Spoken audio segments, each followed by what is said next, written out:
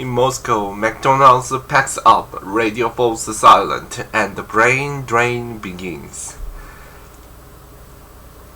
CNN. Walking through Moscow today, there is an emptiness to places I have passed countless times over the years. The skyscraper on New Arbat Avenue, which until last week housed the independent radio station Echo of Moscow, is silent. The McDonald's on Pushkin Square is just as empty. In one of the Moscow's large shopping malls, a woman sits on the floor of the perfume store, ranking up all the goods available to her, from mascara to lipstick. It's both an act of desperation and a farewell to the Western civilization that came to Russia 30 years ago. Now people are realizing the Russian economy is as naked as the most emptied of global brands. In recent years, Russian society has become a mall society. People spend their weekends in these consumer hubs, heading there for walks, visiting restaurants, watching films, and of course shopping. Russia is a consumer parade, especially after the economic growth of the early 2000s, thanks to high prices for Russian oil and the end of the post-Soviet transitional period. In these boom times, the general consensus among the middle classes of the big cities has been, yes, we have an authoritarian leader, but why do we need democracy? Russian, it appeared, were doing just fine without democracy. We've learned what kinds of wines we like to drink. We are picking about cars and holiday resorts abroad. Since the fall of the Soviet Union, foreign businesses, brands, technology, parts, and partners have increased employment, expanded competencies. We are still on our own politically and militarily, but in lifestyle, they are no different from Westerners. A long line of people outside the first McDonald's to open in Moscow in January 1990. Over the years, McDonald's has become, in the eyes of Russians, associated with youth and low-level managers. Long forgotten was his symbolism of the Western world arriving in the USSR. The first McDonald's in Russia opened in Moscow in January 1990, more than a year before the Soviet Union collapsed in December 1991. When McDonald's shuttered this week, it signaled the end of the West in authoritarian Russia. The days of our merry global consumption were over, and it pointed to darker ones ahead. Of course, compared to the horror happening in Ukraine, the closure of brands looks insignificant. They are just symbols of the economic collapse in Russia provoked by the invasion and the subsequent sanctions, and or because of the autocrat in Russia and beyond. The economy and social system are collapsing.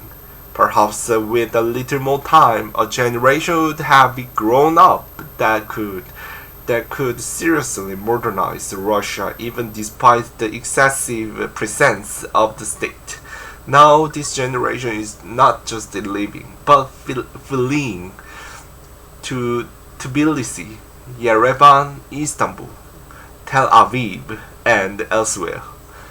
It's not just the feeling that there is a gigantic unemployment looming. There is a rolling back of quality of life.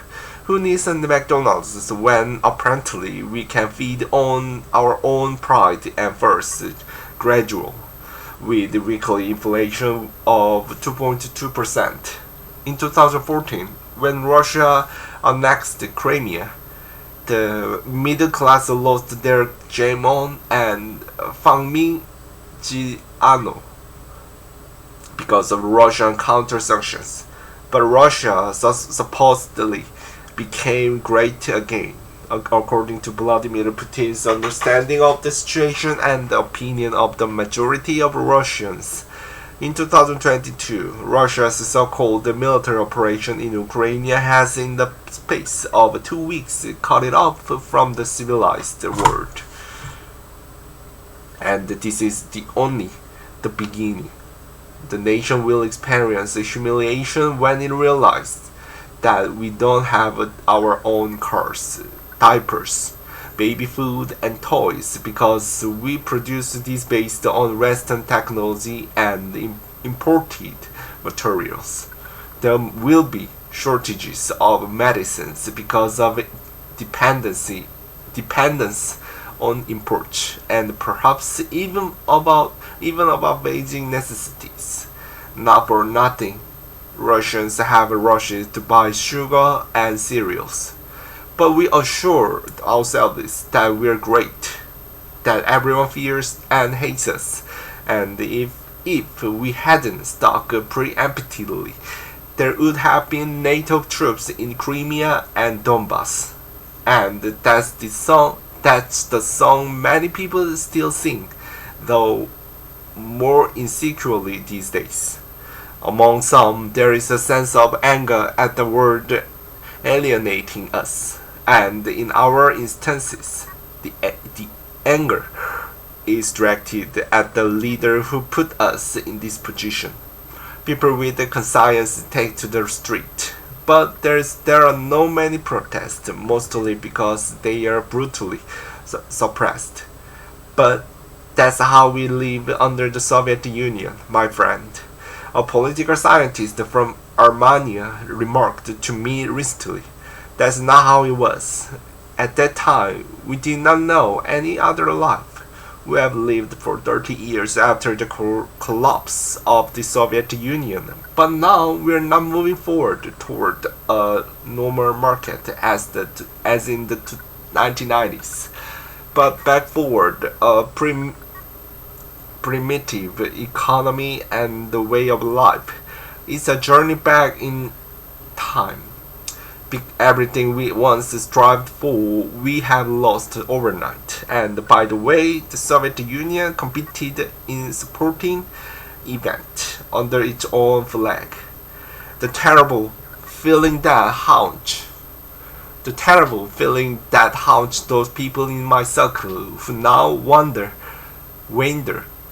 around Istanbul like Russian emigrant in the 1920s, or who, like me, still remain in Moscow, full of its traffic jams and calls at banks, is that our freedom of speech, freedom of movement, freedom to assemble peacefully have been taken away from us.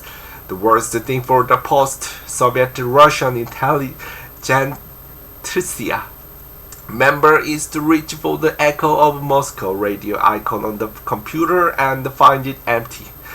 Just as no one believed that Putin could seriously invade Ukraine, no one could believe that echo of Moscow, essentially as much a symbol of freedom and belonging to the world as McDonald's, which arose simultaneously with it, would disappear.